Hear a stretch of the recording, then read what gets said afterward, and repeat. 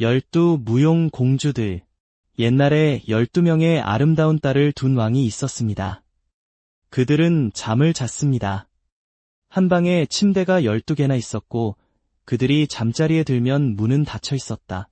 문은 닫혀 있고 자물쇠로 잠겨 있었지만 매일 아침 그들의 신발은 멀쩡한 채로 발견되었다. 마치 밤새도록 춤을 춘 것처럼 달아빠졌지만 아무도 어떻게 그런 일이 일어났는지 또는 그들이 어디에 있었는지 알아낼 수 있을 것이다. 그러자 왕은 온 나라에 다음과 같이 공표했습니다. 만약 누구든지 할 수 있다면 그 비밀을 밝혀내고 공주들이 어디에 있었는지 알아내세요. 밤에 춤을 췄으니 그는 자신이 가장 좋아하는 사람을 가져야 했다. 아내를 맞이하고 그의 사후의 왕이 되어야 했지만 시도했으나 실패한 자는 누구든지 사흘 밤낮 동안 성공한 자는 사형에 처해야 한다. 곧 왕자가 도착했다. 그는 극진한 대접을 받았고 저녁에는 공주들이 누워있던 방 바로 옆방으로 옮겨졌다.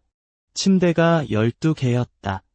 그는 거기에 앉아서 그들이 춤추러 어디로 가는지 지켜봐야 했다. 그리고 그가 아무것도 듣지 못하고 지나가지 않도록 문은 닫혀 있었다.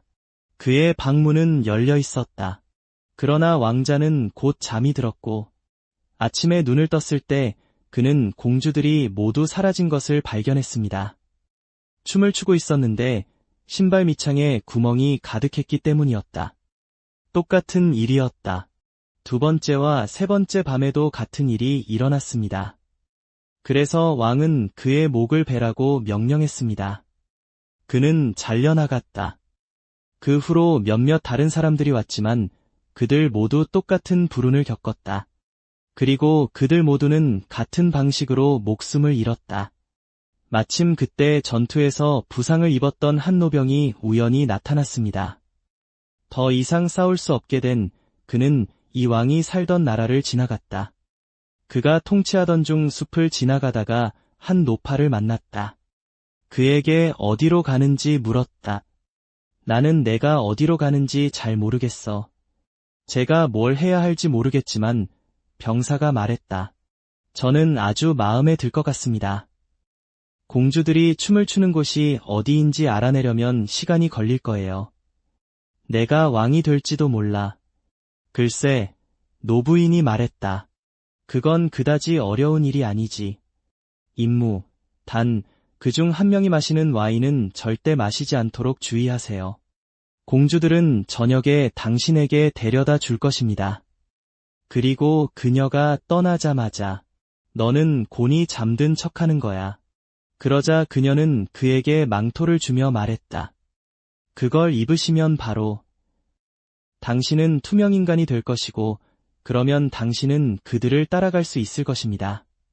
공주들은 어디를 가든 공주님처럼 아름답다. 병사는 이 모든 좋은 말을 듣고 나서 그는 조언을 듣고 운을 시험해보기로 결심했다. 그래서 왕에게 가서 말했다. 그는 기꺼이 그 임무를 맡았다. 그는 다른 사람들 못지않게 환영받았고 왕은 명령했다. 그에게는 아름다운 왕실 예복이 주어졌고 저녁이 되자 그는 이끌려 나갔다. 바깥방으로. 그가 막 누우려던 순간 장남이 공주들이 그에게 와인 한 잔을 가져다 주었지만 병사는 그것을 모두 던져버렸다. 몰래 자리를 옮겨 한 방울도 마시지 않도록 조심했다. 그리고는 누웠다. 그는 침대에 누워 잠시 후 마치 그는 깊이 잠들어 있었다. 12 공주들은 이 말을 듣고 웃었다. 진심으로 그렇게 말하자 마지가 말했다. 이 친구도 좀 더 현명하게 행동할 수 있었을 텐데. 이렇게 목숨을 잃는 것보다는 차라리 다른 선택이 낫지. 그러자 그들은 일어나 문을 열었다. 그들은 서랍과 상자를 뒤져 값비싼 옷들을 모두 꺼냈다. 그들은 유리창 앞에서 옷을 입고는 마치 간절히 원하는 듯 깡충깡충 뛰어다녔다. 춤을 추기 시작하려고 했는데 막내가 어떻게 하는 건지 모르겠어요. 라고 말했다. 당신이 너무 행복해 보여서 저는 오히려 불안해요. 분명 어떤 불행이 닥칠 것 같아요. 우리에게 닥칠 재앙이 닥치길. 이 멍청아, 마지가 말했다. 넌 항상 두려워하기만 하는구나. 이미 얼마나 많은 왕자들이 헛되이 지켜봤는지 잊었습니까? 그리고 이 병사에 관해서 말하자면 내가 그에게 잠자리를 주지 않았더라도 찬바람이 불지 않았다면 그는 아주 편안하게 잠을 잤을 것이다. 준비가 모두 끝나자 그들은 가서 병사를 살펴보았지만 그들은 코를 골며 꼼짝도 하지 않았습니다. 그래서 그들이 아주 안전했어요. 맏딸은 자기 침대로 올라가 손뼉을 쳤습니다. 그러자 침대가 바닥으로 가라앉았고 비밀문이 활짝 열렸다. 병사는 그들이 차례로 비밀 통로를 통해 내려가는 것을 보았는데 그중 가장 나이가 많은 사람이었다. 앞장서서 나아가던 그는 시간이 없다고 생각하여 벌떡 일어섰다. 그는 노파가 준 망토를 두르고 그들을 따라갔다.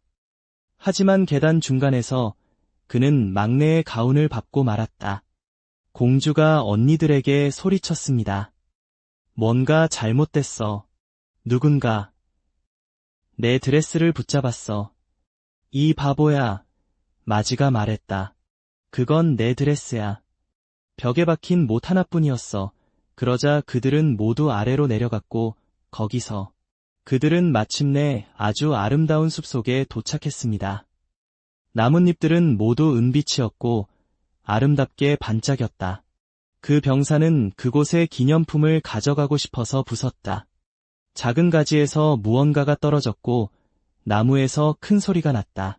그러자 그 후 막내딸이 다시 말했다. 분명 뭔가 잘못된 것 같아요. 그렇지 않나요? 저 소리 들리니 전에는 이런 소리가 난 적이 없었는데 하지만 마지가 말했다. 그건 우리의 접근을 보고 기뻐하며 소리치는 이들은 오직 우리의 왕자들 뿐입니다. 그러자 그들은 또 다른 숲에 이르렀는데 그곳의 모든 잎사귀는 금빛으로 물들었고 그 후 세 번째 장소에 도착했는데 그곳의 나뭇잎들은 모두 반짝거렸다. 다이아몬드. 그리고 병사는 각각의 가지에서 나뭇가지를 꺾었고 매번 거기에 있었다. 큰 소음이 들려 막내 여동생은 두려움에 떨었지만 마지는 여전히 왕자들만이 기쁨의 눈물을 흘렸다고 말했다. 그들은 계속 나아가 큰 호수에 이르렀고 호수에는 작은 배 12척이 떠 있었고 그 안에는 잘생긴 왕자 12명이 타고 있었다. 그들은 공주들을 기다리고 있는 듯 보였다. 공주들 중 한 명씩 배에 올라탔고 병사는 배 안으로 들어갔다. 막내도 같은 배를 탔다. 그들이 호수를 건너 노를 저어 가던 중 막내 공주와 병사와 함께 배에 타고 있던 왕자. 그는 이유는 모르겠지만 온 힘을 다해 노를 젓고 있는데도 그렇습니다. 라고 말했다. 평소처럼 빨리 진행되지 않고 저는 꽤 피곤합니다. 오늘따라 유난히 무겁게 느껴지네요. 날씨가 더워서 그런 것뿐이에요. 라고 그가 말했다. 공주, 저도 굉장히 따뜻하게 느껴져요. 호수 건너편에는 아름답게 조명된 성이 서 있었다.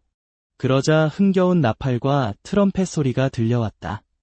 그들은 모두 그곳에 상륙했다. 그리고 그들은 성 안으로 들어갔고 각 왕자는 자신의 공주와 춤을 추었습니다. 내내 보이지 않던 병사도 그들과 함께 춤을 췄다. 공주들 중 누구라도 와인잔을 차려놓으면 그는 그 와인을 마셨다.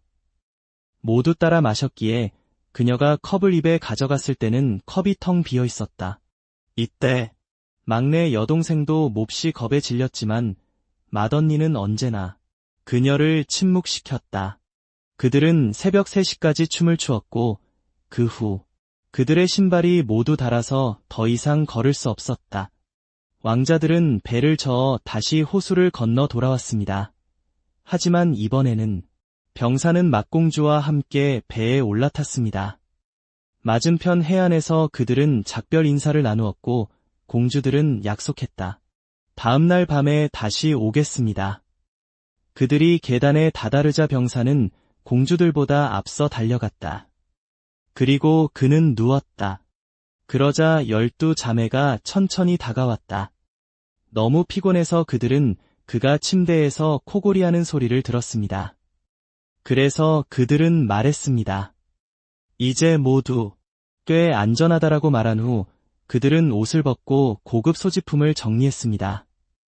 옷을 벗고 신발을 벗은 후 잠자리에 들었다. 아침에 그들은 군인은 무슨 일이 있었는지에 대해 아무 말도 하지 않았지만 더 자세히 알아보기로 결심했다. 이 기묘한 모험에 대해 그는 두 번째 밤과 세 번째 밤에도 다시 떠났습니다. 모든 것이 이전과 똑같이 일어났고 공주들은 매번 춤을 췄습니다. 그들은 신발이 닳아 없어질 때까지 신나게 놀다가 집으로 돌아갔다. 그러나 셋째 날 밤 병사는 금잔 하나를 가져갔다. 그가 어디에 있었는지를 보여주는 표식. 그가 비밀을 밝힐 시간이 되자마자 그는 잡혀갔다. 왕 앞에 3가지 가지와 금잔을 들고 서 있었고 12명의 공주들이 문 뒤에 서서 그가 무슨 말을 할지 귀를 기울이고 있었다. 말하라. 그리고 왕이 그에게 물었다. 내 12딸은 어디에서 춤을 추느냐? 밤이라고요. 그가 대답했다. 지하성의 12명의 왕자들과 함께요. 그러자 그는 왕에게 일어난 모든 일을 이야기하고 3사람을 보여주었다. 그가 가져온 나뭇가지와 금잔. 그러자 왕은 공주들을 불러 모아 병사가 한 말이 맞는지 물어보았다. 그것은 사실이었다.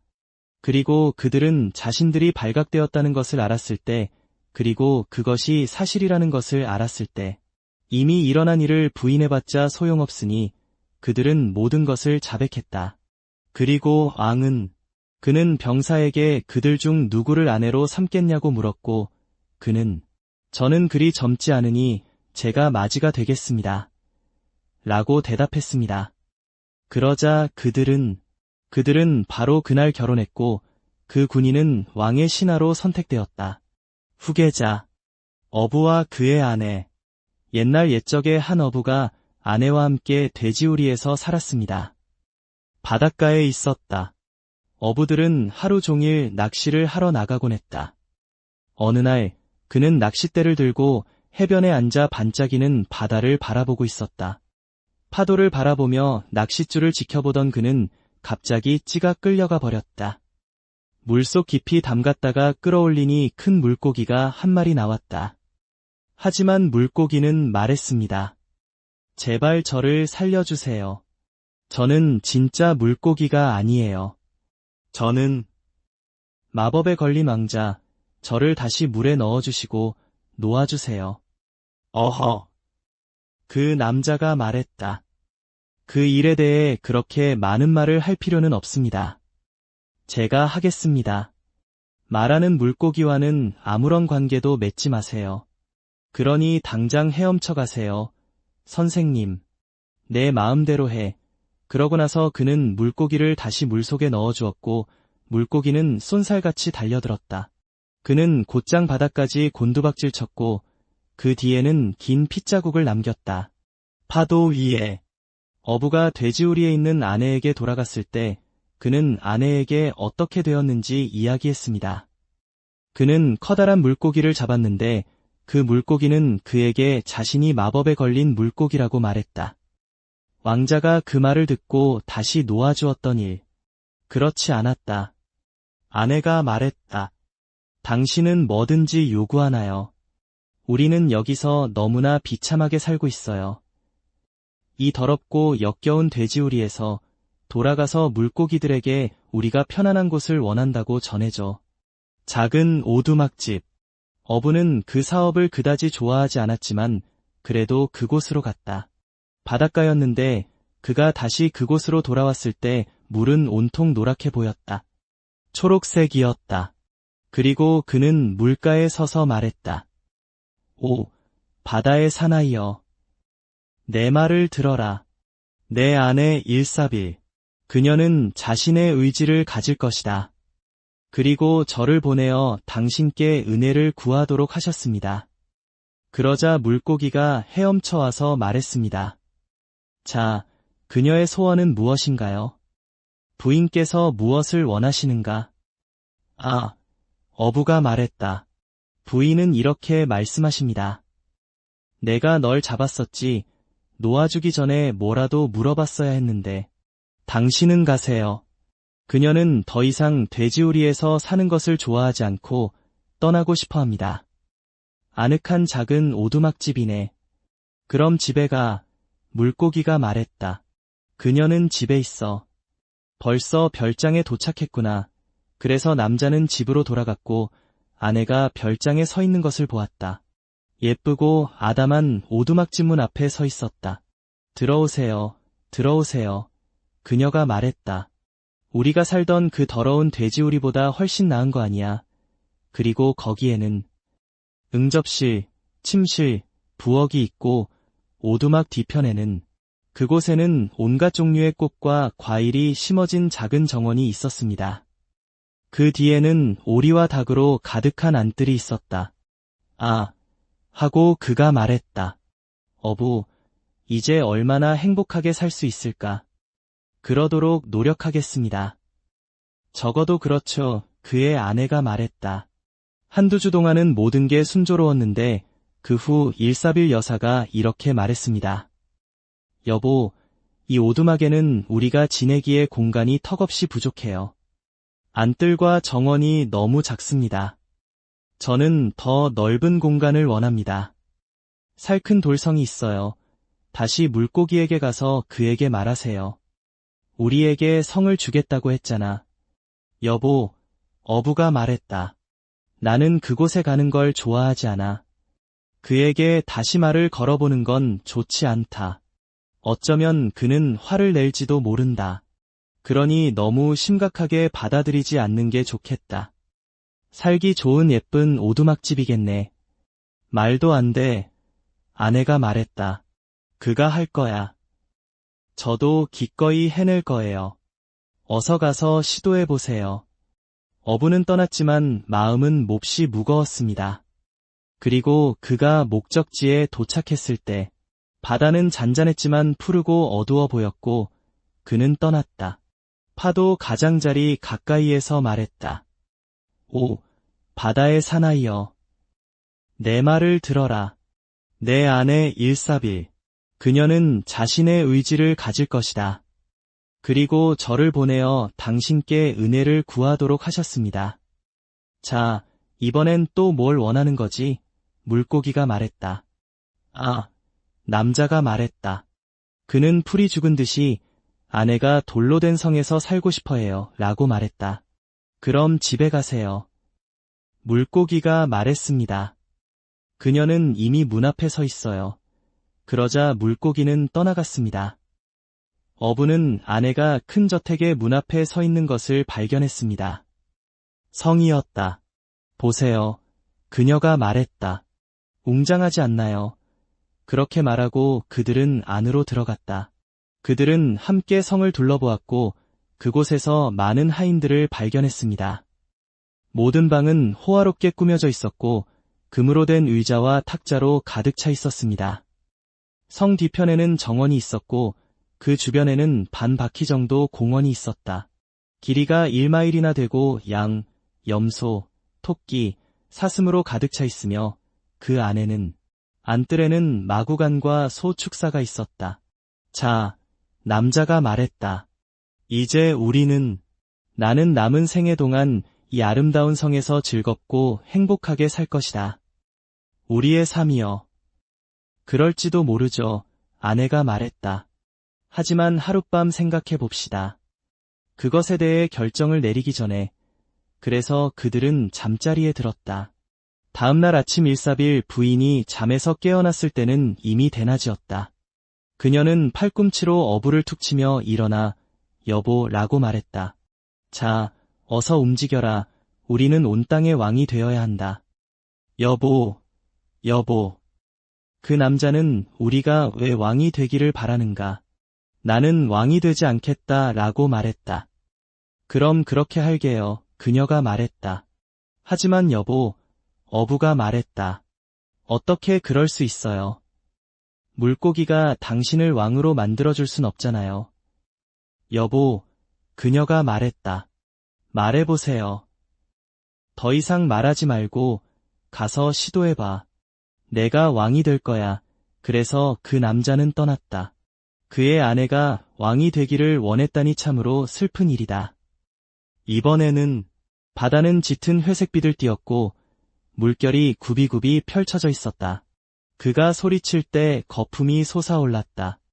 오, 바다의 사나이여. 내 말을 들어라. 내 아내 일사빌. 그녀는 자신의 의지를 가질 것이다. 그리고 저를 보내어 당신께 은혜를 구하도록 하셨습니다. 그럼 이제 그녀는 무엇을 가지게 되겠어? 물고기가 말했다. 아, 불쌍한 여자가 말했다. 남자가 내 아내가 왕이 되고 싶어해 라고 말하자 물고기가 집으로 가. 그녀가 이미 왕이야 라고 말했다. 이미. 그러자 어부는 집으로 돌아갔고 궁궐 가까이 이르렀을 때 그는 보았다. 한 무리의 군인들이 있었고 북과 나팔 소리가 들렸습니다. 그리고 그때 그는 안으로 들어가 아내가 금과 다이아몬드로 장식된 왕좌에 앉아있는 것을 보았다. 그녀는 머리에 금관을 쓰고 있었고 그녀의 양옆에는 6명이 서 있었다. 아름다운 아가씨들, 각자 머리 하나만큼 더 키가 컸다. 자, 여보, 라고 말했다. 어부가 물었다. 당신은 왕입니까? 네, 제가 왕입니다. 그녀가 대답했다. 그리고 그는 한참 동안 그녀를 바라보며 말했다. 아, 아내여. 정말 훌륭한 분이시군요. 왕이 되는 것이 바로 그거야. 이제 우리는 더 이상 바랄 것이 없을 거야. 우리가 살아가는 것처럼요. 그게 어떻게 가능할지는 모르겠네요. 그녀가 말했다. 절대라는 건 긴 시간이 아니잖아요. 시간이 흐르고 있습니다. 제가 왕인 것은 사실이지만 슬슬 그 사실에 실증이 나기 시작했습니다. 황제가 되고 싶다고 생각하는데, 아, 여보, 어찌하여 황제가 되고 싶어 하시는가? 황제가 되시겠어요? 어부가 물었다. 남편, 그녀가 말했다. 물고기나 잡으러 가세요. 내가 황제가 되겠다. 아, 여보, 어부가 대답했다. 물고기 말이지. 황제를 만들 수는 없을 거라고 확신하며 그에게 부탁하고 싶지도 않습니다. 그런 말은 하지 마라. 나는 왕이다. 일사빌이 말했다. 그리고 너는 내 노예다. 그러니 가라. 즉시. 그래서 어부는 어쩔 수 없이 떠나야 했고 가는 내내 투덜거렸다. 이건 아무 소용이 없을 거야. 너무 큰 욕심이야. 물고기는. 결국 지치게 되면 그때서야 우리는 우리가 한 일을 후회하게 될 것이다. 곧 해변에 다다랐는데 물은 아주 검고 탁했다. 강력한 회오리 바람이 파도를 휩쓸고 이리저리 흔들었지만 그는 물가에 최대한 가까이 다가가서 말했다. 오, 바다의 사나이여. 내 말을 들어라. 내 아내 일사빌. 그녀는 자신의 의지를 가질 것이다. 그리고 저를 보내어 당신께 은혜를 구하도록 하셨습니다. 그녀는 이제 무엇을 먹을까? 물고기가 말했다. 아, 어부가 말했다. 그녀는 황제가 되고 싶어해. 집으로 돌아가. 물고기가 말했다. 그녀는 이미 황제야. 이미. 그래서 그는 다시 집으로 돌아갔습니다. 가까이 이르렀을 때 그는 아내 일사빌을 보았습니다. 순금으로 만들어진 아주 높은 왕좌에 앉아 커다란 왕관을 쓰고 있다. 그녀의 머리는 높이가 무려 2야드나 되었고 그녀의 양옆에는 경비병들이 서 있었다. 그리고 시종들이 한 줄로 늘어서 있는데 각자 다른 시종들보다 키가 작습니다. 가장 키 큰 거인부터 내 손가락만 한 작은 난쟁이까지. 그녀 앞에는 왕자들과 공작들과 백작들이 서 있었고 어부는 나아갔다. 그녀에게 다가가 여보, 당신이 황제입니까? 라고 물었다. 네, 그렇습니다. 그녀가 대답했다. 황제시여. 아, 남자는 그녀를 바라보며 말했다. 정말 아름다우로군요. 황제가 되는 것이 목표야. 남편, 그녀가 말했다. 우리는 황제가 되는 것에 만족해야 하지. 황제라고. 내가 다음엔 교황이 될 거야. 오, 여보, 여보, 그가 말했다. 어떻게 그럴 수 있어요? 교황이요. 기독교 세계에는 한 번에 한 명의 교황만 있습니다. 남편이요, 라고 말했다. 그녀는 나는 오늘 교황이 될 것이다. 라고 말했다. 그러자 남편은 하지만 물고기가 당신을 교황으로 만들 수는 없어요. 말도 안 돼. 그녀가 말했다. 만약 그가 만들 수 있다면요. 황제도 교황으로 임명할 수 있다. 가서 시험해보라. 그래서 어부는 길을 나섰습니다. 하지만 그가 해안에 도착했을 때 바람이 몹시 거세게 불고 있었습니다. 바다는 거친 파도에 휩쓸려 오르락내리락 했고 배들은 곤경에 처해 파도 꼭대기에서 무섭게 휩쓸리고 있었다. 하늘 한가운데에 작은 푸른 하늘 조각이 있었지만 그 방향으로는 남쪽은 온통 붉게 물들어 마치 무시무시한 폭풍이 몰려오는 듯했다. 이 광경을 보고 어부는 몹시 겁에 질려 온몸을 떨었다. 무릎이 서로 부딪혔지만 그는 여전히 해안가 가까이로 내려갔다. 말했다. 오, 바다의 사나이여. 내 말을 들어라. 내 아내 일사빌. 그녀는 자신의 의지를 가질 것이다. 그리고 저를 보내어 당신께 은혜를 구하도록 하셨습니다. 저 여자는 또 뭘 원하는 거지? 물고기가 말했다. 아, 어부가 말했다. 네. 아내가 교황이 되고 싶어해. 집에 가. 물고기가 말했다. 그녀는 이미 교황이야. 그러자 어부는 집으로 돌아가서 일사빌이 왕좌에 앉아있는 것을 발견했습니다. 그 높이는 2마일이나 되었어요. 그리고 그녀는 머리에 3개의 커다란 왕관을 쓰고 있었죠. 그녀 주위에는 교회의 모든 위엄과 권력이 서려 있었다. 그리고 양쪽에는 그녀의 손에는 온갖 크기의 불타는 불빛이 2줄로 늘어서 있었는데 가장 큰 불빛은 세계에서 가장 높고 큰 탑만큼 크고 가장 작은 것은 없습니다. 작은 등불보다 훨씬 컸다. 아내야, 어부는 바라보며 말했다. 이 모든 위엄을 보고 교황님이십니까? 라고 묻자 그녀는 네, 제가 교황입니다. 라고 대답했다. 여보, 그가 대답했다. 교황이 된다는 건 정말 멋진 일이지. 그리고 지금 당신은 편안해야 해요. 당신은 더할 나위 없이 훌륭한 존재니까요. 생각해 볼게요. 그렇죠, 아내가 말했다. 그러고 나서 그들은 잠자리에 들었다. 하지만 일사빌 부인은 그럴 수 없었다. 그녀는 다음에 무엇을 해야 할지 생각하느라 밤새 잠을 설쳤다. 마침내 그녀는 잠이 들려던 찰나 아침이 밝아오고 해가 떴다. 그녀는 생각했다. 그녀는 잠에서 깨어나 창밖을 바라보며 생각했다. 결국 난 할 수 없어. 해가 뜨는 것을 막는다. 이 생각을 하자 그녀는 몹시 화가 나서 잠에서 깼다. 그녀는 남편에게 여보, 가서 물고기에게 내가 해야 할 일을 전해주세요 라고 말했다. 해와 달의 주인이 되소서. 어부는 반쯤 잠이 들었지만 그 생각에 너무 겁이 나서 그는 깜짝 놀라 침대에서 떨어졌다. 여보, 그가 말했다. 교황 노릇 좀 편하게 할 수 없나? 아니요. 그녀는 해와 달이 뜨는 동안 내 몸이 없이는 나는 너무나 불안해요 라고 말했다. 떠나. 당장 물고기 잡으러 가. 그러자 그 남자는 두려움에 떨며 내려갔고 그가 내려가는 길에 해안가에 무시무시한 폭풍이 몰아쳐서 나무와 바위까지 모두 무너져 내렸다. 흔들렸다. 그리고 하늘 전체가 폭풍우 구름으로 뒤덮여 검게 변했다. 번개가 치고 천둥이 울려 퍼졌습니다. 그리고 당신은 아마도 그 모습을 보았을 것입니다. 바다는 거대한 검은 파도로 마치 왕관을 쓴 산처럼 솟아올랐다.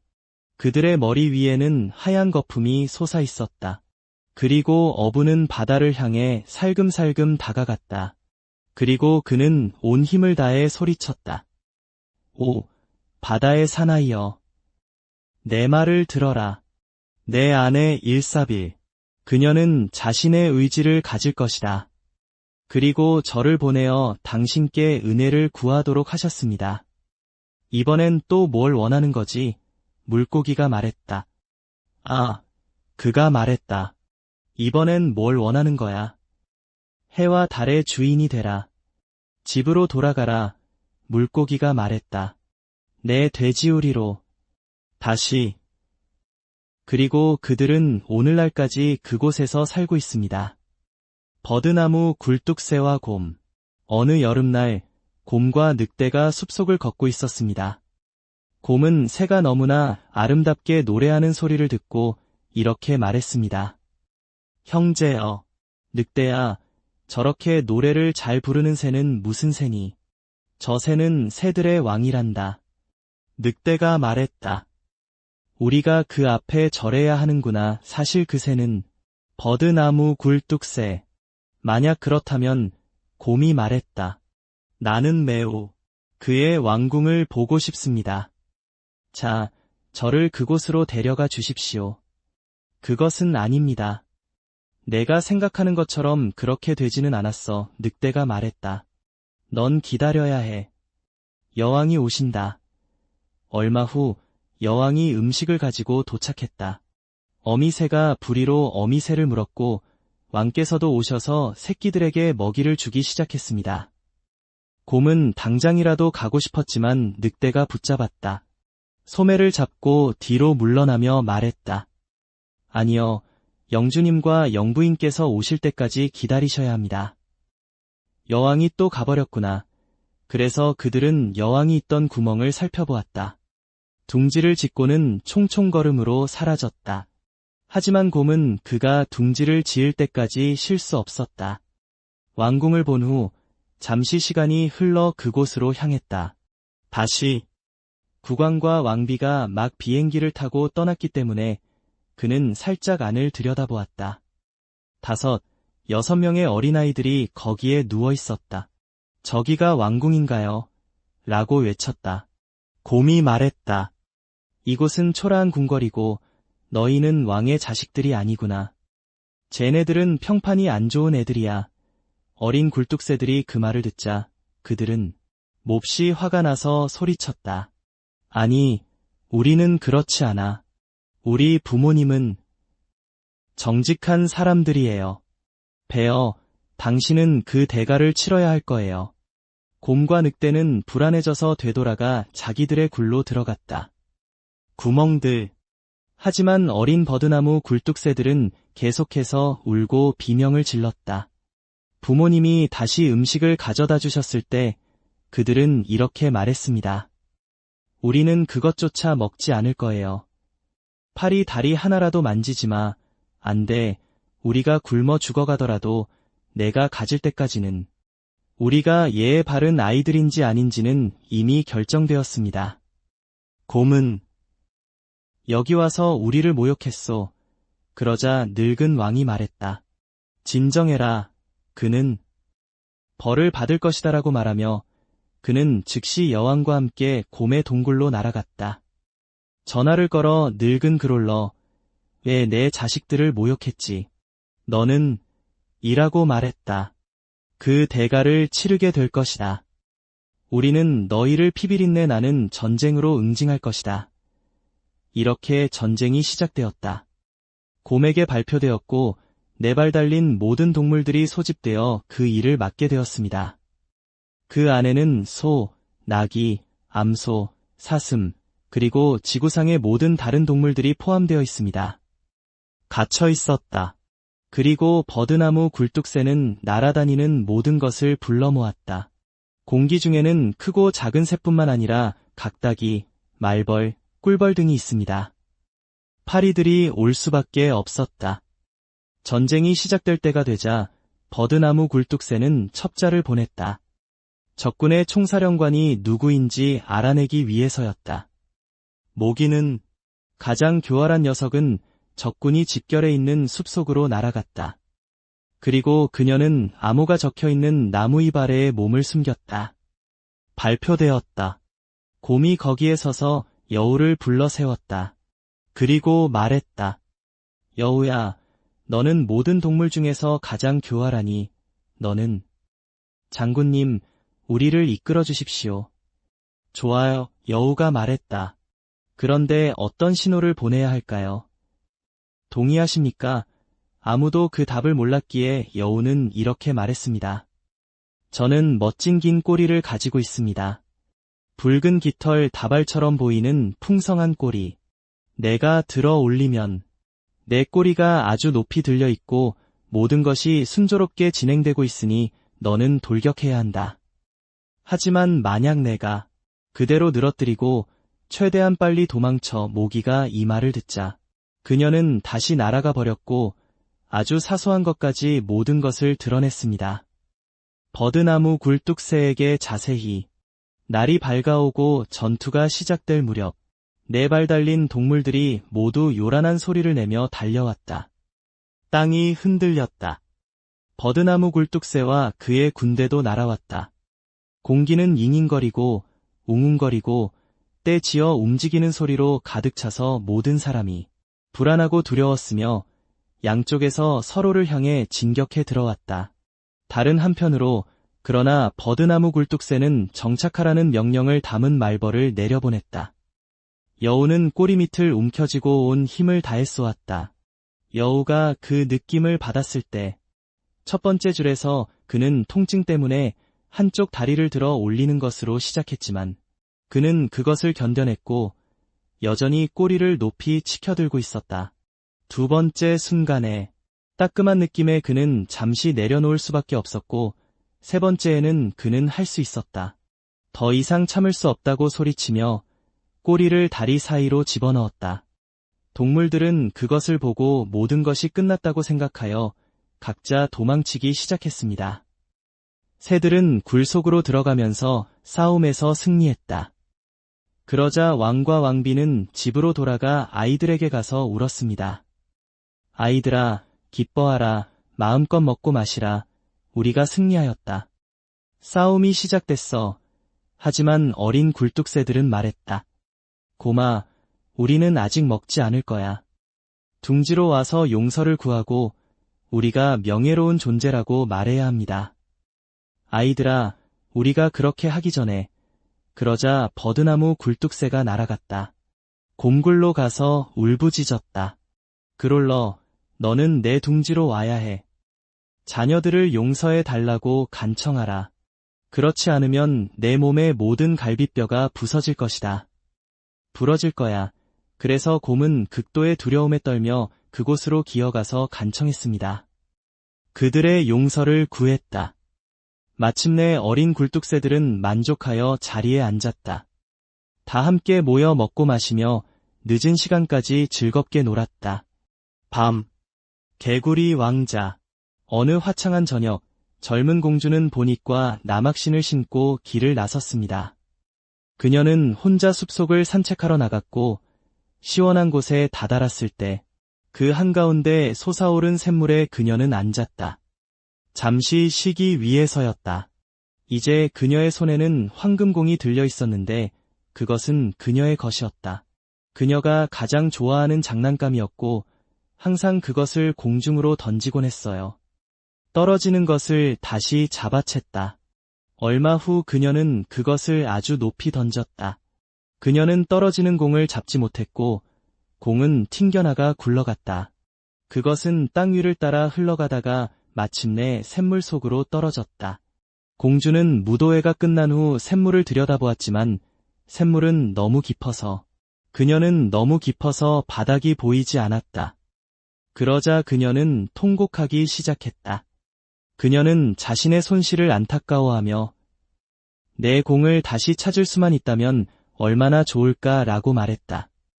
내 모든 귀한 옷과 보석, 그리고 내가 가진 모든 것을 다 주겠다. 세계. 그녀가 말하는 동안 개구리 한 마리가 물 밖으로 머리를 내밀고 말했다. 공주님, 왜 그렇게 서럽게 우시나요? 아, 그녀가 말했다. 어떻게 하겠어요.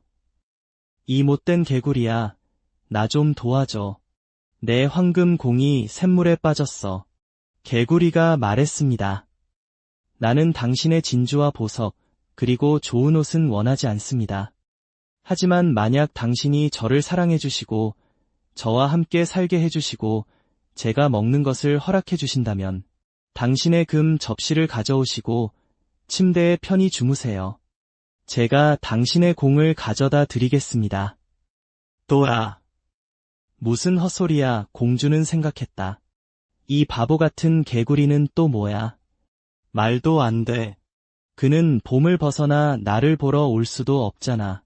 그가 내 공을 가져다 줄 수 있을지도 모르니 나는 그에게 이렇게 말할 것이다. 그가 요구하는 것을 얻게 해줄게. 그래서 그녀는 개구리에게 말했다.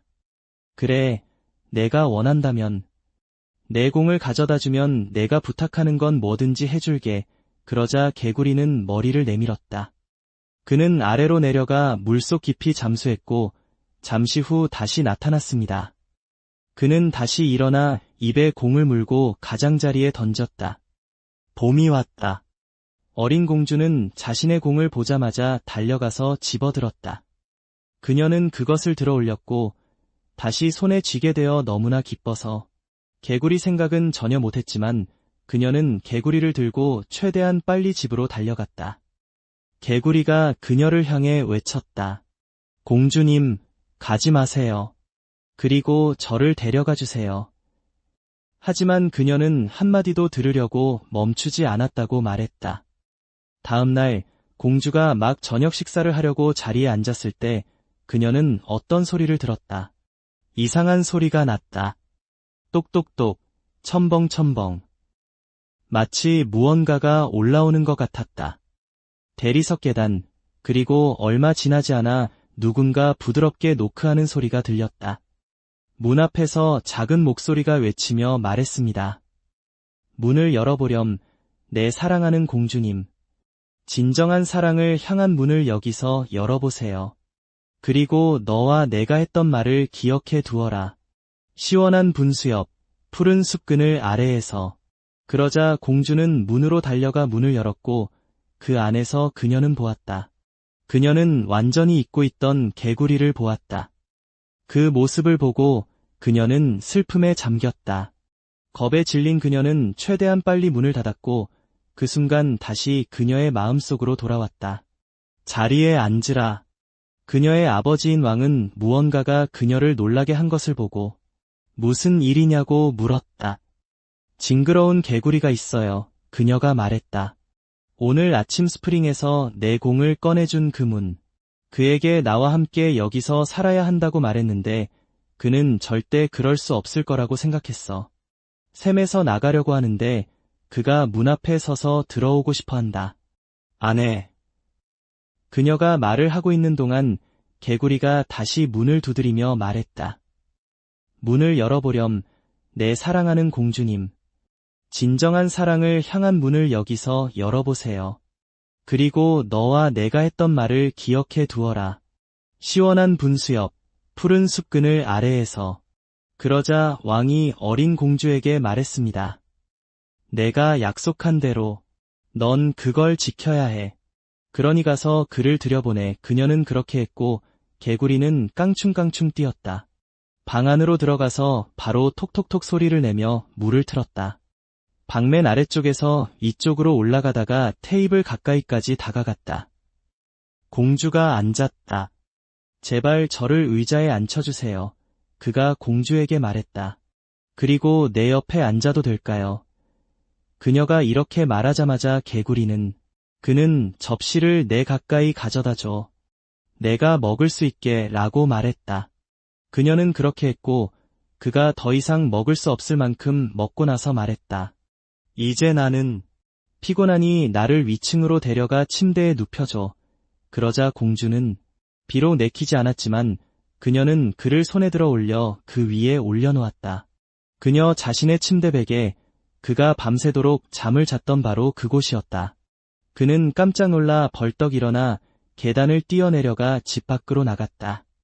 공주는 이제야 드디어 그가 떠났구나 하고 생각했다. 그러니 나는 이제 자유로워질 거야. 그 사람 때문에 더 이상 골머리를 앓지 않게 되었다. 하지만 그녀는 착각했다. 밤이 다시 오자 그녀는 똑같은 소리를 들었기 때문이다. 문을 두드리자 개구리가 다시 와서 말했습니다. 문을 열어보렴, 내 사랑하는 공주님. 진정한 사랑을 향한 문을 여기서 열어보세요. 그리고 너와 내가 했던 말을 기억해 두어라. 시원한 분수옆, 푸른 숲그늘 아래에서. 공주가 문을 열자 개구리가 들어와 그 위에 잠이 들었다. 그녀는 아침이 밝을 때까지 예전처럼 베개를 베고 있었다. 그리고 세 번째 밤에 그는 그렇게 했다. 똑같았습니다. 하지만 공주가 다음날 아침에 깨어났을 때 그녀는 개구리 대신 잘생긴 왕자가 자신을 바라보고 있는 것을 보고 깜짝 놀랐다. 그녀가 여태껏 본 가장 아름다운 눈을 가진 그녀는 맨 앞에 서 있었다. 그녀의 침대. 그는 그녀에게 자신이 심술궂은 요정에게 홀렸다고 말했다. 그를 개구리로 변하게 하였고 그는 그렇게 살 운명이었다. 어떤 공주가 그를 샘에서 꺼내어 먹이를 주도록 해야 한다. 그녀의 접시를 가져다 놓고 그녀의 침대에서 사흘 밤을 자세요.